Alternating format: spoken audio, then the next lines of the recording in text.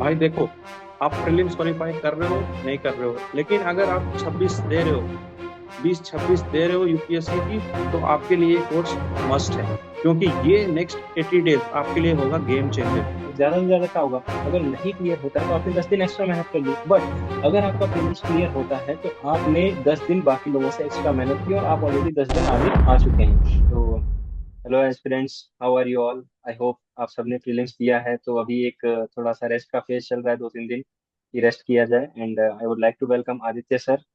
Hello sir. हाँ, thank you sir. कैसे हैं आप? बस बढ़िया सर।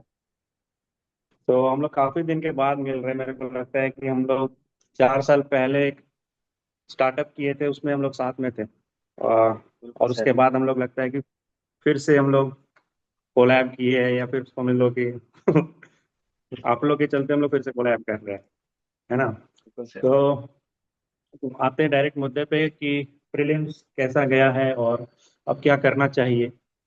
तो बेसिकली प्रीलिम्स जो इस साल का पेपर था, मोर और लेस पिछले साल के पैटर्न पे ही था, बट आप देख सकते हो कि रैंडम क्वेश्चंस जो थे, जो रैंडम क्वेश्चंस थे वो थोड़े से ज्यादा थे। ठीक है। जैसे कि पिछले बार जो स्टेटमेंट्स आते थे वो टू स्टेटमेंट में आते थे कि फर्स्ट जो है, first and second are correct, and second statement perfectly explains the first statement. ठीक है, लेकिन इस बार क्या हुआ है कि तीन स्टेटमेंट्स पूछ रहे हैं। ठीक है, statement one, statement two, statement three. और फिर वो पूछ रहे हैं कि क्या statement two and three explains statement one, या फिर नहीं कर रहे। मतलब चीजों को थोड़ा कॉम्प्लिकेट किया जा रहा है कि लोग उसको गलत करें। ठीक है, तो इन हम्म। इस तरह के क्वेश्चंस में क्या होता है ना कि एक तो पेपर लंदी हो गया ऑटोमेटिकली। ठीक है, आप तीन स्टेटमेंट दे रहे हो, दो स्टेटमेंट की तीन की जगह तीन स्टेटमेंट कर रहे हो। अगर आपने 10 क्वेश्चन में भी ऐसा किया है, तो 10 लाइन आप बच्चे को ज्यादा पढ़ना होगा। और हम्म। एग्जाम में इतना प्रेशर रहता है लोगों को कि एक लाइन भी पढ़ना ज्यादा हो जाता है। ठीक है। बिल्कुल सर। हम्म। अभी मैं आपको एक एग्जांपल बता रहा हूँ इसी साल का। एक बच्चा का रोल नंबर था, वो बेचारा गलत रोल नंबर में बैठ गया एंग्जाइटी के चलते। ठीक है, वो जो अचानक से इन्विजिलेटर घूमता है, वो देख रहा है कि अरे भाई, ये रोल नंबर तो तुम्हारा गलत है। मतलब एग्जाम के आधा घंटे के बाद उसको पता चल रहा है कि वो बच्चा गलत सीट में बैठा है। मतलब प्रेशर सोच लीजिए किस लेवल का प्रेशर। वही चीज। तो यूपीएससी जो एग्जाम है, basically it is of knowledge. Knowledge है, knowledge is the top most priority, but at the same time it is about alertness, कि आप कितना अलर्ट हो, आप कितने लॉजिकल हो, आप कितने रैशनल हो, चीजों को आप कितना दूर तक देख सकते हो, नौ की नैरो माइंडेड। नैरो माइंडेडनेस नहीं चाहिए इसमें। इसमें है कि एक, जो बोलते हैं ना, तिल का ताड़ बना देना। तो यूपीएससी चाहता है कि आप एक छोटे से क्लू से भी एक बड़ा सा मैटर सॉल्व कर लो। ऐसे एग्जैक्टली उसी सर, तरह से काफी क्वेश्चन इस बार इस तरह के भी थे कि जिसके अंदर हम्म, बड़े बड़े स्टेटमेंट्स दिए थे, पर एक को अगर आप एक ऑप्शन को भी हाँ, उसमें से आइडेंटिफाई कर लेते हैं, जैसे फाइनेंस कमीशन वाला था, है ना, 45% हम्म, उसमें हम्म, लिखा था। इस तरह के कई दो तीन हम्म, क्वेश्चंस मैंने देखे, आइडेंटिफाई किए, जिसमें आप भले ही हम्म, बाकी ऑप्शंस आपको बहुत ज्यादा टफ लग रहे हैं, बट एक हाँ, दो बिल्कुल ऑप्शंस बिल्कुल। अगर आपने पहले से आइडेंटिफाई कर हम्म, लिए हैं, तो आप उसको एलिमिनेट या कर सकते हो, तो वहां थोड़ा टाइम सेव हो सकता है। और वही चीज है तो कि सर अब काफी लोग। बेसिकली वही है, वो यूपीएससी कहना चाह रहा है कि आपको अपने बेसिक कॉन्सेप्ट्स को बिल्कुल क्रिस्टल क्लियर रखना है। ठीक है, वो तभी होगा जब आप एक फिक्स पैटर्न पे पढ़ाई करोगे और अपने रिसोर्सेज को लिमिटेड रखोगे, सही डायरेक्शन में जाओगे। क्योंकि अभी क्या है कि रिसोर्सेज इतने अवेलेबल है कि कोई बोल रहा है कि हमारे यहाँ से आ गया, कोई हमारे यहाँ से आ गया, वो तो आएगा ही ना भाई।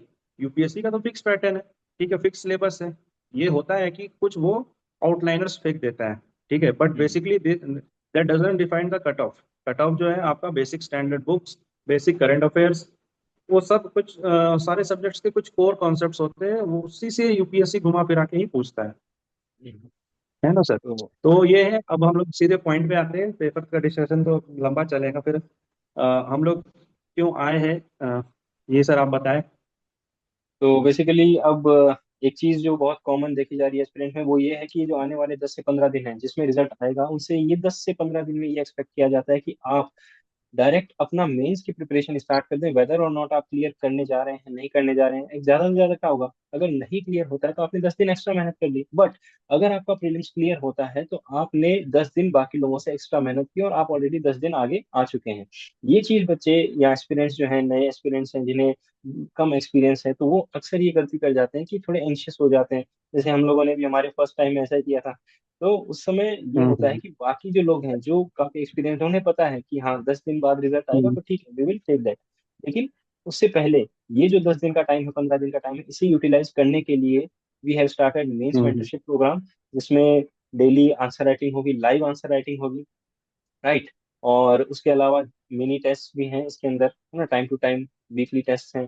फिर उसके अलावा फुल लेंथ हम्म। टेस्ट हैं, और सबसे बड़ी बात यह है कि आपने टाइम बाउंड मैनर में जैसे ही लिखा आंसर, लाइव सेशन में आपने आंसर लिखा, ऑन द स्पॉट आपको उसका फीडबैक भी मिलेगा। So that is the most beneficial thing, ताकि आप नेक्स्ट डे जो आंसर लेके आ रहे हो वो पिछले दिन से बेहतर हो। बिल्कुल बिल्कुल सर, बिल्कुल सही कहा आपने। देखिए ऐसा है कि अभी क्या है कि लोग डायलेमा में हैं कि हमको तैयारी करना है कि नहीं करना है, मेरा मेंस हो रहा है कि नहीं हो रहा है। किसी का पहला अटेम्प्ट है, किसी का दूसरा अटेम्प्ट है, हो सकता है किसी का पांचवा लास्ट अटेम्प्ट, छठा अटेम्प्ट हो, या अब उसको तैयारी करने का मन नहीं है कि भाई मेरा नहीं निकल रहा है, हम इस फील्ड से जाना चाहते हैं। तो सर मैं पहले तो थोड़ा सा ब्रॉड आउटलाइन बताऊंगा, क्योंकि एस्पिरेंट्स है और मेरे को लगता है कि उनको एक डायरेक्शन देना चाहिए। तो कोई भी जो 25 का एग्जाम दिया है, उसके पास मेरे ख्याल से दो ऑप्शन।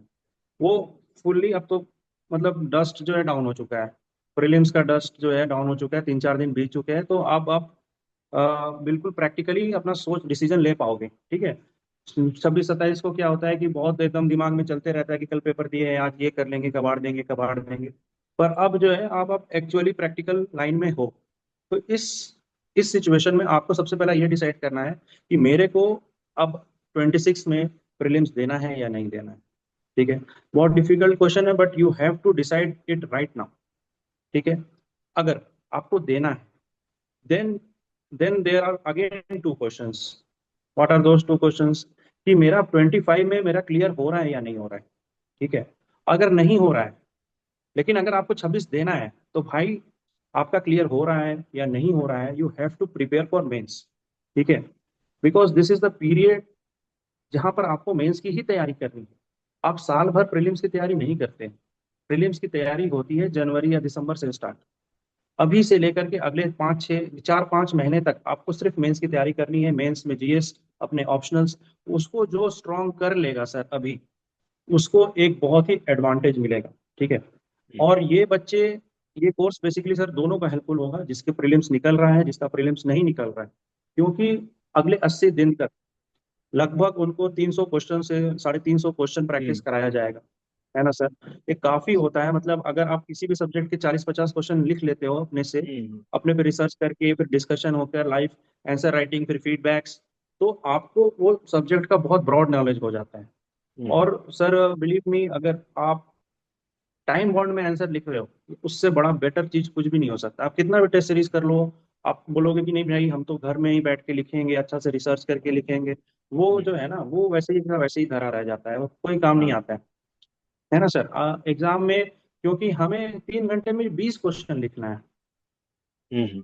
तो वो 20 क्वेश्चन आप कब लिख पाओगे सर, जब आप प्रैक्टिस उसी पैटर्न पे करोगे, है ना। अब मान एग्जैक्टली। लीजिए कि हमें क्रिकेट में खेलना है कि 140 वाली डिलीवरी खेलनी है, तो फील्डिंग कैसे करवाते हैं वो, बॉलिंग कोच वाले जो ऐसे बड़ा सा डंडा ले लेते हैं, उसको हाथ में पकड़ के फेंकते हैं कि और स्पीड आए, हम्म। 140 की जगह 150 की स्पीड आए, ताकि हम्म। हमारे बल्लेबाज जो है उसको खेलने का उसको आदत रहे, ठीक है। हम्म। लेकिन हम क्या करते हैं, हम आंसर राइटिंग उल्टा करते हैं कि नहीं, हम एक आंसर को 1 घंटे में एकदम सजा सजा के, इंट्रो, बॉडी, कंक्लूजन, ठीक है।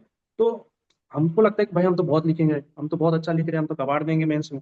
पर हो जाता है उल्टा, क्योंकि वहां पर आपको सिर्फ 7 मिनट में लिखना है, और यहाँ पे आप हम्म। 7 घंटा में लिख रहे हो कि भाई पहले तो इंट्रो एकदम बेस्ट वाला इंट्रो निकालना है हम, फिर वहाँ बॉडी में भी बेस्ट बेस्ट एग्जाम्पल देना है सर। वो वो यूपीएससी इज रियलिस्टिक नॉट है, अबाउट हाँ। बेस्ट। हाँ, हाँ, it is it it is is not about relative. Best. हाँ। इसमें आपको लेस्ट वर्स्ट होना है। हाँ, जो लेस्ट वर्स्ट हो गया वही जीत गया एग्जाम। वही जीत इसमें जाएगा, वही बेस्ट सब। ऑप्शन ही हाँ, नहीं है। वही सर, 7 मिनट मिलता है, 7 मिनट के अंदर जो है सारी चीजें हमें वही हाँ लिखनी है। और बिल्कुल, अगर हम ये सोचते हैं कि हम बेस्ट से बेस्ट आंसर लिखें, तो सर वो पॉसिबल ही नहीं है। पॉसिबल ही नहीं है सर। तो ये कोर्स मतलब एक तरह से बहुत ही एक तरह का लाइट हाउस हो जाएगा बच्चों के लिए, कि हमें हम्म। इसी तरह से डायरेक्शन में तैयारी करना है। और मेरे को लगता है सर कि अब हम बच्चों का साथ नहीं छोड़ सकते बीच में। अगर मेंस अच्छा जाता है, मेंस की कोर्स अगर अच्छी होती है, तो फिर हम लोग प्रीलिम्स के साथ भी आएंगे इस तरह के कोर्स को लेकर के। बट मैं बच्चों को यही पर्सनली कहूंगा कि प्लीज आप लोग आओ और ज्वाइन करो कोर्स को, क्योंकि ये आपके लिए बहुत ही फ्रूटफुल होने वाला है। बहुत ही एग्जैक्टली, फ्रूटफुल इसमें होने वाला है, हाँ। क्योंकि क्योंकि बहुत सर सारी बात चीजें ये है सर ना सीखेंगे, कि जैसे बड़े स्ट्रक्चरिंग कैसे बड़े बड़े होगी। कोचिंग जी वाले सर। भी, बड़े हम्म। बड़े ही कोचिंग वाले भी आपसे आंसर मंगवा लेंगे। अब मंगवा वो लेंगे। कॉपी चेक करने किसको भेज रहे हैं आपको भी नहीं पता। पता ही नहीं होगा, वहां और सिर्फ उसका लिखा करके क्या आ रिव्यू जाएगा आता तीन है क्या नंबर नहीं चार आता है। नंबर हाँ। हाँ, वहां से बस लिखा के आ जाएगा 3 नंबर 4 नंबर 7 नंबर। अरे भैया कहाँ नंबर काट रहे हो, क्यों काट रहे हो? अगर और मेरा गलत है इम्प्रूवमेंट तो क्या कैसे होगा, सही है? सबसे बड़ी बात यह है कि इम्प्रूवमेंट कैसे होगा फिर। अगर कोई फीडबैक हाँ आपको सिर्फ इतना मिल जाएगा कि आपके इतने मार्क्स है, तो फिर इम्प्रूवमेंट करवाएगा कौन। और सबसे बड़ी चीज इस बिल्कुल बिल्कुल। प्रोग्राम में यही है कि सर लाइव आप तुरंत जैसे आपने लिखा उसी समय आपको रिव्यू मिल जाएगा कि इम्प्रूव कैसे बिल्कुल करना है, आपका इंट्रोडक्शन कैसा था, स्ट्रक्चरिंग कैसी थी, प्रेजेंटेशन कैसी थी, आपने कंक्लूजन सही लिखा है कि नहीं, कंक्लूजन में और क्या चीजें लिख सकते हैं, बॉडी में और क्या एग्जांपल डाल सकते हैं, फ्लो चार्ट्स, माइंड मैप्स, ये सब आप कैसे यूज करेंगे, हम्म, ये सारी चीजें, ब्रेनस्टॉर्मिंग कैसे करना है, ये सारी चीजें सर इसके अंदर इन्वॉल्व हो जाएंगी। तो अगर ये सारी चीजें इन्वॉल्व होती है तो फिर एस्पिरेंट नेक्स्ट डे जब आता है अपना आंसर लिखने, तो ऑटोमेटिकली वो इम्प्रूव करेगा कि भाई कल ये जी गलती हुई जी। थी तो आज दोबारा वो रिव्यू वो रिपीट नहीं होगी। और सर मैं ये मानता हूँ कि अगर 300 आंसर्स लिख रहे हैं और वो भी एकदम टाइम लिमिट के अंदर, तो सर फिर तो मतलब मेंस की बहुत अच्छी खासी प्रैक्टिस हो जाएगी। सर एक्चुअली क्या है ना कि मेंस की तो तैयारी हो ही जाएगी। और मेरा ये भी मानना है कि बच्चों को साथ साथ यूपीएससी के साथ साथ कोई पीसीएस का एग्जाम भी देना चाहिए, स्टेट पीसीएस का भी एग्जाम देना चाहिए। अगर आप इतना कर लोगे ना, कोई भी पीसीएस में आप बैठोगे बहुत आसानी से निकलेगा। क्योंकि देखिए पहला तो बात यह है कि बहुत ही कम्पिटिटिव एग्जाम है यूपीएससी। आप हम्म। दे रहे हो very good, but you should also try other exams. ठीक है, पीसीएस एग्जाम्स भी दो। मैं नहीं कह रहा हूँ कि आप एसएससी देने लग जाओ या ग्रुप सी ग्रुप डी, वो नहीं देना है आपको एकदम से, उसके बारे में तो सोचना भी नहीं है। But at least you should go for PCS exam, वहां पे भी एसडीएम डीएसपी के पोस्ट रहते हैं। ठीक है, तो होगा क्या कि आप इसी तैयारी से उसके एग्जाम भी निकाल लोगे। ठीक है, और उसके एग्जाम जो है ऑल राउंड द ईयर निकलते रहता है, कभी यूपी पीसीएस का निकलता है, कभी बिहार का निकलता है, कभी एमपी इसका इसका। तो हम्म। ये क्या है, उस में भी आपको हेल्प करेगा। Exactly sir. तो ये सारी चीजें हैं और यही इम्पोर्टेंस है कि इस कोर्स की इम्पोर्टेंस क्या है। और 1 जून से ये कोर्स स्टार्ट हो रहा है। और हाँ, हम्म। आपने अगर प्रीलिम्स निकाला है, वेरी गुड। आपने प्रीलिम्स नहीं निकाल पाए, अनफॉर्चुनेटली, बिल्कुल। कुछ भी पूरा होता है, डेफिनेटली आप कोर्स ज्वाइन कर सकते हैं इसके अंदर। बिकॉज अगर आप 2026 में अटेम्प्ट देना चाहते हैं तो डेफिनेटली यहाँ पे आपकी वो प्रैक्टिस हो जाएगी कि आपको अगले 6 महीने तक सिर्फ रिविजन करना है ना। आप हम्म। ये देख के, ये आप ये मान के चलिए कि बस हमने हमारा ऑप्शनल किया, क्योंकि आने वाला जो टाइम है, जैसे अभी जो नेक्स्ट 5 मंथ्स है, इसमें आप ऑप्शनल करोगे, आप जीएस करोगे, जीएस 1 2 3 4 ऐसे। सबसे बड़ी बात यह है कि ऐसे प्रैक्टिस होगा यहाँ पे मोस्टली। अभी मैं एक मार्कशीट वायरल हो रही थी, वो मार्कशीट देख रहा था, उसमें ऐसे में बहुत कम मार्क्स थे और बाकी जीएस में बहुत अच्छे थे, ऑप्शनल भी बहुत अच्छे थे, but it was not, the student was not recommended.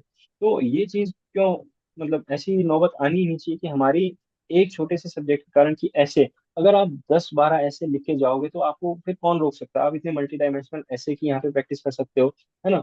इस तरह से आपको माइक्रो डायमेंशन उस ऐसे में निकालनी है, तो ये सारी चीजें भी हम यहाँ डिस्कस करेंगे। तो that is why this course is very very important. और सो यू कैन एनरोल, और सारी डिटेल्स हैं वो डिस्क्रिप्शन बॉक्स में इसमें मिल जाएंगी। हाँ सर, एक बार मैं लो बच्चों को सारा डिटेल खुद से बता देता हूँ ताकि कोई जी कंफ्यूजन नहीं सर। रहे। ठीक है, हाँ। तो देखो भाई लोग, पहला क्या है ना कि 80 डेज का कोर्स है। ठीक है, और हम लोग जितने भी जीएस है, जीएस 1 जीएस 2 जीएस 3 जीएस 4, सबको लगभग 20 डेज देंगे, है ना। और हर एक 20 डेज में आपको दो दो क्वेश्चंस मिलेंगे, एक 10 नंबर का, एक 15 नंबर का। मतलब जीएस 1 से अराउंड आपको 40 क्वेश्चंस मिलेंगे, है ना। उस 40 क्वेश्चंस के अराउंड आपके, वो तो डेली आंसर राइटिंग हो गया, जो कि हर एक रात के 9 बजे every day at 9 PM live session will be held, जहां पर आपको लाइव पहले एक दिन पहले आपको टॉपिक दे दिया जाएगा। ठीक है, so that you can prepare that topic. जैसे मान लीजिए कि मैंने आपको टॉपिक दे दिया एग्रीकल्चर, हाँ हाँ, या फिर मैंने मान लीजिए जीएस 1 का हो रहा है तो मैंने मान लीजिए आपको दे दिया इंडियन फ्रीडम स्ट्रगल, या फिर मैंने आपको दे दिया गांधीयन फेज। ठीक है, तो आप कम से कम गांधीयन फेज को पढ़ करके आओगे। ठीक है, और फिर मान लीजिए ज्योग्राफी का टॉपिक चल रहा है तो मैंने मान लीजिए आपको बता दिया कि आप बाई प्लेट टेक्टोनिक्स पढ़ के आओ। हाँ, या फिर आप कॉन्टिनेंटल ड्रिफ्ट थ्योरी पढ़ के आओ। ठीक है, या फिर लैंड फॉर्म्स पढ़ करके आओ, या फिर अर्थक्वेक पढ़ करके आओ। तो उसी टॉपिक से फिर हम आपको क्वेश्चंस देंगे। ठीक है, तो उससे क्या होगा कि उसी दौरान आपका वो टॉपिक भी पढ़ लोगे आप। ठीक है, और उसका एप्लीकेशन हो जाएगा डेली आंसर राइटिंग में, है ना। और उसके बाद आप जैसे ही लिखोगे, आपके सामने ही हम चेक करेंगे। And this is the main crux of the programme. ठीक है, देखिए कहीं भी आप जाएंगे ना, आंसर आपको चेक करके मिल जाता है, बट वो आपके सामने चेक नहीं होगा, है ना। वो आपके सामने चेक नहीं होगा, आप टेलीग्राम में, ग्रुप में कहीं भी भेज दोगे, and then they will be checking it and forwarding it to you. But जब आपके सामने इमीडिएट चेक होगा ना, आपको पता रहेगा यार अभी हम लिखे थे, ओ ये गलत हो गया यार, ये पॉइंट मिस हो गया, तो आपका दिमाग उसको तुरंत रिकॉग्नाइज करेगा, हाँ यार, और फिर आप कभी भूलोगे नहीं। This is the very important thing जो हम लोग अप्लाई करने वाले हैं इस प्रोग्राम में, कि आप लिखोगे आंसर, आपका तुरंत इवेल्युएशन वहीं पे होगा। और आपका ही नहीं, वहां पे जितने भी लोग होंगे, 10, 50, 100, उन सब बच्चों का उसी समय अपना इवेल्युएशन होगा, और आप बाकी बच्चों से भी सीख पाओगे कि भाई देखो वो 7 मिनट में इतना लिख लिया। ठीक है, वो पहले घर से लिख के नहीं ला रहा है, वो आपके सामने लिखेगा। इससे क्या है कि आप पे भी इम्प्रूवमेंट बहुत होगा, बहुत इंप्रूव करोगे आप, बिलीव मी। एंड ये तो हो गया डेली आंसर राइटिंग का। उसके बाद हम लोग वीकली मिनी मॉक लेंगे। ठीक है, तो GS1 के हैं तो 2 मिनी मॉक होगा। ठीक है, तो इसी तरह से 8 मिनी मॉक होंगे। लगभग मिनी मॉक में लगभग 10 क्वेश्चंस रहेंगे। 10 question. 5 5 10 marks and 5 15 marks. 15 marks. और at the end of the programme we will be conducting full length. And apart from that sir, ऐसे का क्या प्रोग्राम है आप बता दीजिए एक बार। हाँ सर, ऐसे का 12 एसेस विल बी कंडक्टिंग। तो जो भी ऐसे के टॉपिक्स हैं वो एस्पिरेंट्स को मिलेंगे, और ऐसे हम्म। में जितना भी उन्होंने लिखा है वो सबमिट कर सकते हैं। उसका सर लाइव इवेल्युएशन तभी होगा जब उनका फीडबैक सेशन चल रहा होगा, राइट? कि हम्म। एस्पिरेंट्स के साथ 1-on-1। देखिए, लाइव हम्म। आपका इवेल्युएशन तो होगा ही, साथ में 1-on-1 आप मेंटरिंग भी ले सकते हैं। उसके लिए डेजिग्नेट कर रखा है हमने कि वेडनेसडे को होगा, फ्राइडे को होगा, संडे को होगा। तो जिस दिन भी हम्म। आपको अपना जो है शेड्यूल में आपको टाइम मिले, उस अकॉर्डिंग आप अपना मेंटरिंग सेशन ले सकते हैं अपने हम्म। मेंटर के साथ, राइट? तो ये एक बिल्कुल बिल्कुल। वो है कि इसमें ऐसे का डिस्कशन होगा। बिल्कुल सर, और ये जो है ना, ये मेंटरशिप बहुत ही इंपॉर्टेंट है, क्योंकि मेरे को लगता है कि बच्चों में जोश की कमी बिल्कुल नहीं है, ना ही बच्चों में हार्डवर्क की कमी है। बच्चों में जो कमी है ना सर, वो डायरेक्शन की कमी है। पहला चीज वो डायरेक्शन की कमी है, और दूसरा वो कंसिस्टेंसी की कमी है। और वो डायरेक्शन और कंसिस्टेंसी किसी सीनियर एस्पिरेंट या हम लोग जैसे, जो बहुत अपना टाइम दिए हैं, बहुत कुछ अचीव किए हैं, बहुत लोगों को मेंटर किए हैं, हम लोग आपको बहुत फाइनाइटली आपको हेल्प करेंगे, बिल्कुल डेडिकेटेड लाइन में, कि भाई इस बच्चे की कमी यहाँ पे है, इसको ऐसे करो तो यही बढ़ेगा। ठीक है, तो दिस इज वेरी इंपॉर्टेंट कि आप समझो कि भाई सर मैंने तो कोचिंग ले रखा है, मेरे को मेंटरशिप नहीं चाहिए। भाई मेंटरशिप इज इंपॉर्टेंट, क्योंकि कोचिंग वाले, एक टीचर है वो 1000 बच्चों को पढ़ा रहा है, वो उसके पास पॉसिबल नहीं है कि सब बच्चों को जा करके टाइम दे, आपका नाम तक नहीं जानता होगा वो। हाँ, कस्टमाइज मेंटरिंग की यही सर खास बात है कि आपने आपको जो इशू आ रहा है वो आप, क्योंकि हर एस्पिरेंट की कहानी अपने आप में एक अलग हम्म। कहानी होती है। हर एस्पिरेंट बिल्कुल की अपनी बिल्कुल। एक प्रॉब्लम होती है। हम्म। देखिए सर, ऐसा है ना कि प्रॉब्लम, कई तरह के प्रॉब्लम्स है। किसी को फाइनेंशियल प्रॉब्लम है, किसी को सोशल प्रॉब्लम है, किसी को फैमिली प्रॉब्लम है, किसी को रिलेशनशिप प्रॉब्लम है। हाँ, किसी को भाई मेहनत तो प्रॉब्लम है, लेकिन अंदर से इच्छा नहीं हो रही, बैगेज ऑफ फेलियर है, कि भाई 10th में मेरे 60 नंबर आए, 12th में 60 नंबर आए, लेकिन अब सपना तो देख रहे हैं IAS का, अब होगा कि नहीं होगा, या 4 बार से प्रीलिम्स फेल हो रहे हैं, 5वां बार निकलेगा या नहीं निकलेगा। तो बात ये है कि सर, ये बैगेज वैगेज का कोई मतलब नहीं, आप पहली अटेम्प्ट दे रहे हो या 6th अटेम्प्ट दे रहे हो या 10वां अटेम्प्ट दे रहे हो, जिस दिन आपका राइट फ्रेम ऑफ माइंड जो है ना, एकदम राइट ट्रैक पे रहेगा, उस दिन आप निकाल लोगे। ठीक है, राइट ये सर। कोई एक्सपीरियंस मैटर नहीं करता है, कोई एक्सपीरियंस मैटर नहीं करता है। व्हाट मैटर्स, क्यों फर्स्ट अटेम्प्ट में निकाल लेते हैं लोग? इसलिए निकाल लेते हैं क्योंकि उनको राइट गाइडेंस पता है। हम्म। ठीक है, उनको पता है कि what is the right amount of syllabus that I need to study. They know, उनको पता है कि कितना अमाउंट हमको, कितना डेडिकेटेड अमाउंट हमको पढ़ना है। ठीक है, ऐसा तो नहीं कि 6 6 साल में आप बहुत पढ़ लिए। भाई आपका दिमाग का भी रिटेंशन पावर है, वो थोड़ा ही याद कर पाएगा। ऐसा नहीं कि आप 6 साल से पढ़ रहे हो, 10 साल से पढ़ रहे हो तो वो सारा उसको याद है, कुछ नहीं याद रहता है। बस बेसिक बेसिक क्रक्स याद रखेगा। अगर हम आपसे पूछे कि क्लास 10th का आपको क्या याद है, तो कुछ याद नहीं होगा सर। नंबर सिस्टम पढ़े थे, हाँ क्वाड्रिफिकेशन पढ़े थे, हाँ प्रोबेबिलिटी पढ़े थे। अब उसका, आप हमको एक प्रॉब्लम बता दोगे? नहीं बता पाओगे, भले आपने मैथ्स में 100 नंबर लेके आए होंगे आप, लेकिन आप कुछ नहीं बता पाओगे अभी। तो बात यह है कि भाई ब्रेन की एक लिमिटेड कैपेसिटी है, और उस लिमिटेड कैपेसिटी को यूटिलाइज करना है आप। And that is where we can come at rescue. हम आपको बचा सकते हैं, हम आपको डायरेक्शन दे सकते हैं। And this is very yes. Important कि आप इस चीज को समझो। एंड सर, फीस क्या है? बहुत नॉमिनल फीस रखा है हमने, बहुत ही नॉमिनल फीस है। और अगर आप, मतलब, अरे यार, अब कहीं घूमने जाओगे तो उतना तो आप एक दिन में उड़ा देते होगे। गर्लफ्रेंड के साथ जाओगे, तुरंत जो है 500 रुपये का मूवी देखोगे, और फिर 500 रुपये का पिज्जा खाओगे। आने जाने में 1000 लग जाएगा, 500 जाने में, 500 आने में, भाई उतना ही फीस रखे हैं अपन, ज्यादा नहीं रखे हैं। तो बात यह है कि आप समझो चीजों को, कि भाई मेरे लिए बहुत इंपॉर्टेंट है। ठीक है, अगर हम आप लोग को गाइड करेंगे तो we will be like the best. ठीक है, इतना हम लोग बता सकते हैं आपको। आपको पर्सनली लगेगा कि भाई मेरी इंप्रूवमेंट हुई है, इसकी एग्जैक्टली गारंटी सर, जरूर देंगे हमेशा हम लोग। हाँ, वही चीज़ है कि हम साथ में आपके खड़े रहेंगे एज ए सपोर्ट। हम्म। और ऐसी बात नहीं है, देखो बात ये है ना भाई कि आपको लगता है कि खाली फाइनेंशियल प्रॉब्लम है, फाइनेंशियल प्रॉब्लम तो होती है, लेकिन उससे ज्यादा प्रॉब्लम होता है ना भाई, मेंटल सपोर्ट। लोगों को मेंटल सपोर्ट नहीं मिलता है। ठीक है, फाइनेंशियल घर वाले पैसा भेज दे रहे हैं, लेकिन घर वाले सारे ताना भी भेज देते हैं साथ में। ठीक है, कि पिछले साल नहीं निकला, इस बार होगा कि नहीं होगा। ठीक है, तो इन चीजों के लिए, इन चीजों से निपटने के लिए भाई मेंटरशिप चाहिए। इन सब चीजों से निपटने के लिए ही आपको चाहिए जो सर मेरा सुख दुख का साथी है, जिसके साथ आप बात शेयर एग्जैक्टली। करोगे। आप अपनी गर्लफ्रेंड के साथ ये शेयर नहीं कर पाओगे। गर्लफ्रेंड चलो समझ, छोड़ के चली हाँ, जाएगी, बॉयफ्रेंड छोड़ के वही चला सर जाएगा। सिचुएशन वही समझ सकता है जो उस फेज से गुजर रहा हो उस समय। कि बिल्कुल। मेंस आप मेंस दोस्त के लिखना साथ सर। बोलोगे, आप अब किसी दोस्त को बोलोगे कि भाई मेरा घर वाला भी गाली दे रहा था हमको, मैं नहीं निकल रहा है प्रीलिम्स, तो बोलेगा हाँ भाई तू तो है ही गाली खाने लायक, वो आपके मेंटल सपोर्ट को और डैमेज करेगा। बट अगर आप हम लोग के साथ शेयर करोगे, आप किसी भी टीचर के साथ शेयर करोगे, वो आपको सपोर्ट करेगा। वो बोलेगा एग्जैक्टली। भाई कोई बात नहीं, जैसा है, अगर कमजोर फेज है कोई बात नहीं, you should work even harder and you should improve your situation, and that is what we are going to do in this course. तो thank you so much sir for joining and giving और wonderful insights. तो बाकी सभी से जो है request है कि आप प्लीज देखिए, समझिए सिचुएशन कि किस सिचुएशन पे आप अभी हैं और क्या सिचुएशन होगी 80 डेज के बाद में। ठीक है, तो उस सिचुएशन में जो चेंज ला सकता है वो ये कोर्स है।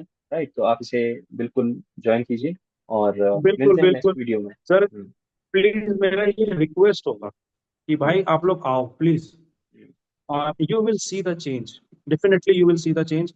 And I can watch you भाई, अगर नहीं लगे ना पैसा वापस ले लेना, कोई दिक्कत नहीं है। हाँ बट हाँ, आओ, बिल्कुल बिल्कुल। कोर्स करके देखो तुम लोग।